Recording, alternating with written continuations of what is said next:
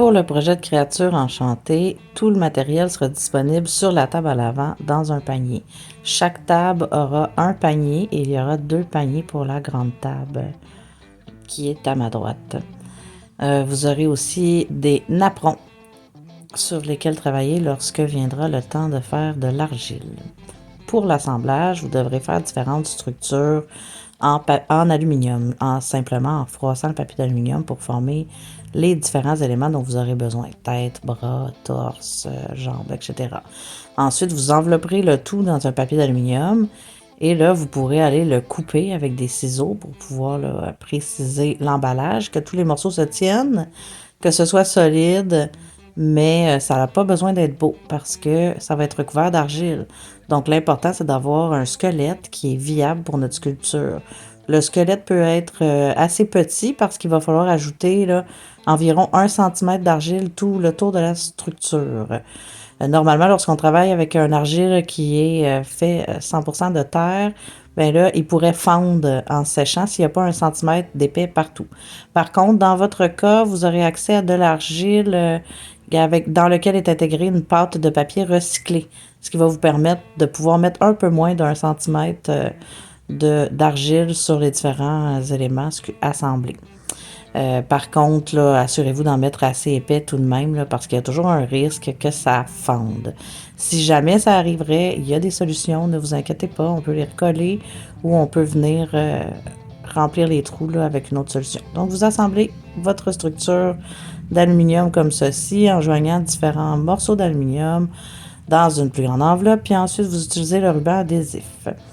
Pour ceux qui veulent faire des items un peu plus petits, vous pouvez utiliser les fils de métal. Voyez-vous, je viens d'utiliser la pince à lisser qui m'a permis de remettre les fils de métal droits. Ensuite, par exemple, si je veux faire une pieuvre, je vais aller juste passer les fils autour de mes doigts, les torsionner ensemble pour obtenir la tête. Et là, je vais venir sculpter les différentes pattes, juste en glissant mes doigts là, sur les différents fils de métal. C'est sûr qu'avec l'argile, il faut accepter que l'imprévisible peut arriver. Donc, c'est pas nécessaire que la structure interne soit parfaite au départ. Lorsque vous allez déposer l'argile plus tard, ben là, on va pouvoir venir réorganiser notre structure, là, la replacer comme on a envie, mais il va falloir quand même laisser place à l'imprévisibilité. Donc, une fois que j'aurai fait le squelette de ma pieuvre, ben là, j'irai chercher une boule d'aluminium que je vais froisser, dans laquelle je vais faire un trou pour pouvoir insérer la loupe centrale des fils torsionnés pour pouvoir recréer la tête de ma pieuvre. Dans ce cas-ci, ce sera une pieuvre extraterrestre. Donc, je froisse le papier d'aluminium autour de la structure pour m'assurer là, que ce soit bien solide. Et là, on peut peser quand même assez fort, utiliser notre force, presser le papier d'aluminium sur la table. Puis, c'est à ce moment-là, une fois que l'assemblage est complété, là, d'aluminium sur la structure de fil de métal, que je vais pouvoir placer mes pattes. Ensuite, je prends un ruban adhésif. Celui-ci est vert, le vôtre sera beige, c'est la même chose. Donc, vous allez pouvoir prendre le ruban adhésif et simplement là, vous assurer que la tête vienne bien tenir sur le corps de votre pieuvre, par exemple. Et donc, on va en mettre quelques tours juste pour s'assurer là, que tous les éléments tiennent ensemble. Une fois que je trouve que ma structure est solide, qu'on a un squelette là, sur lequel on peut travailler, on peut commencer à mettre l'argile. Donc là, je fais des derniers petits ajustements. On pèse plus fort sur le papier d'aluminium et voilà notre assemblage. Donc maintenant, on va débuter l'argile. Pour ce faire, on a besoin du rouleau à pâte, des différents outils de sculpture et bien sûr de notre argile. Alors, on va couper un petit bloc d'argile. Une fois que le sac sera ouvert, donc on va prendre le fil de fer là, avec 2 petites poignées en bois pour venir découper notre argile. On va tout d'abord aller fabriquer les différents morceaux dont on a besoin. D'une période à l'autre, ce serait judicieux là, de faire par exemple à la première période de modelage, fabriquer tous vos différents morceaux que vous allez garder dans un linge mouillé, dans un sac Ziploc hermétique là, pour pouvoir les assembler au cours suivant. Rappelez-vous que l'argile peut sécher d'une période à l'autre. Donc, il faut toujours le tenir humidifié. Fait que là, par exemple, je vais fabriquer mes pattes pour ma pieuvre. Là, comme j'ai besoin de 6 pattes, je me fais 3 rouleaux que je vais aller couper en 2. Ensuite, je vais aller faire une galette pour la tête. Et là, je me rends compte qu'elle n'est pas assez épaisse. Hein. Je dois avoir mon centimètre d'épaisseur environ. Donc, je reprends un peu plus d'argile. Je double la structure. Et je viens recouvrir la tête. S'il y en a qui ont des corps complètement faits en aluminium, ça va être ce principe-là qui va être utilisé partout. Donc, voyez-vous, là, je fais simplement mettre l'argile, je modele. Hein. Je ne suis pas encore dans le façonnage, je ne fais que modeler. Je viens installer toute mon argile sur la structure, sur la tête. Et là, ça n'a pas besoin d'être parfait, c'est pas le moment de façonner. Donc, au modelage, on ne fait que mettre la pâte sur la surface, hein, comme vous avez découvert dans votre recherche. Ensuite, je vais prendre les différents petits cylindres d'argile que j'ai créés et je vais les enfiler tout simplement sur les différents fils de métal pour les pattes. Donc encore là, je ne façonne pas, je ne fais que modeler. Je mets tous les différents éléments en place.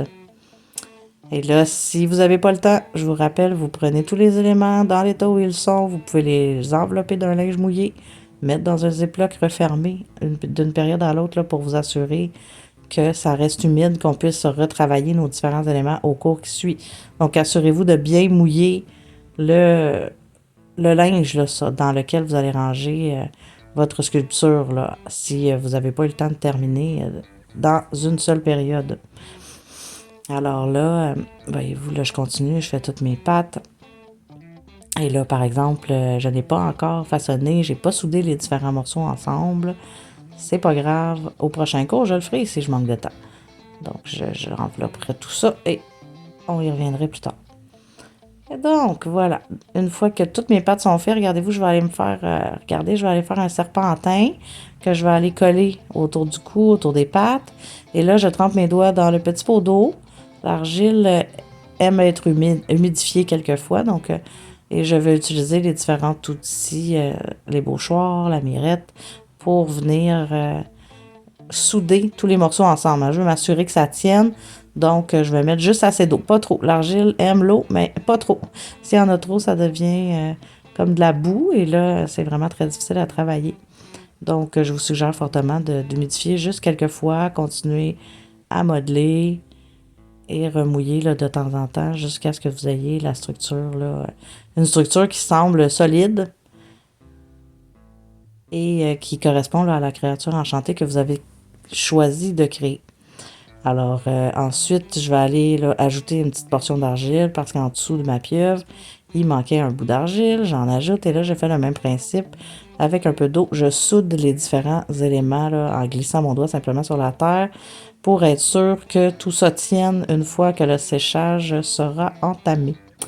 Donc, je peux ajouter des petits morceaux pour les yeux. Et là, comme ma terre est déjà humidifiée, les deux vont coller ensemble. Et je vais humidifier la petite boule que j'ai créée pour les yeux. Et la tête l'était déjà. Donc, en le mettant dessus, ça commence déjà à coller ensemble. Je vais juste aller glisser mon doigt avec un petit peu plus d'eau pour vraiment m'assurer que tout ça tienne bien ensemble. Et je remodèle la structure. Donc, c'est le même principe, c'est un jeu de patience. On s'assure de glisser nos doigts partout, l'humidifier un petit peu notre terre. Et là, on commence le façonnage. Donc, tous les trucs sont bons pour façonner. Par exemple, ici, j'ai pris le petit couteau et je viens simplement faire des trous là, pour créer les tentacules de ma pieuvre. Je pourrais ajouter des tentacules en 3 dimensions, une petite boule que je viendrais coller, mais c'est vraiment beaucoup plus long. Donc là, pour les besoins de la démonstration, j'ai choisi de creuser dans la matière, ce qui est tout aussi valide pour façonner votre argile. Alors, on va ajouter tous les détails. Là, on est dans le façonnage. Ça, c'est probablement après une période ou deux de modelage. Mais là, quand vous êtes rendu au façonnage, la terre devrait se tenir un petit peu mieux. Elle ne devrait pas être sec parce que vous avez bien mouillé le linge dans lequel vous avez enveloppé votre structure. Et là, vous allez pouvoir venir créer différents orifices pour ajouter des détails à votre sculpture. Alors, le jeu de patience, de détails, on s'assure que tout tient bien. S'il y a des morceaux qui ont cassé, il y a des solutions. On s'en fait pas. Et là, je vais m'assurer que ma pieuvre soit jolie à mon goût. Et voilà. Donc, vous avez un modelage un peu plus avancé ici. J'ai fait un trou pour rajouter une petite bouche à ma pieuvre extraterrestre. Alors ensuite, quand vient le temps de ranger, je vais mettre la pieuvre sur une petite plaquette de bois. Je prends ce dont je vous parlais depuis tout à l'heure, donc un linge mouillé que je vais simplement déposer sur la table. Je vais prendre ma sculpture qui est sur sa plaquette de bois, puis je vais l'envelopper dans mon linge mouillé. Il doit être quand même assez mouillé, là, pas seulement humide. Il doit être vraiment comme mouillé, mais vous l'avez tordu un peu. Donc, c'est humide, mais très, très humide. Quand même pas humide sec, c'est plutôt humide, mais plutôt humide vers le mouillé, voyez-vous. Donc là, je le mets dans le sac Ziploc, j'enlève complètement toute l'air. Hein. Je m'assure qu'il n'y ait plus d'air parce que là, hein, c'est votre responsabilité que votre sculpture ne sèche pas d'une période à l'autre. Donc, assurez-vous aussi d'écrire, bien entendu, votre nom et votre groupe là, sur le sac Ziploc et de ranger votre projet dans le compartiment qui est identifié au numéro de votre groupe, là, au mur au fond de la classe.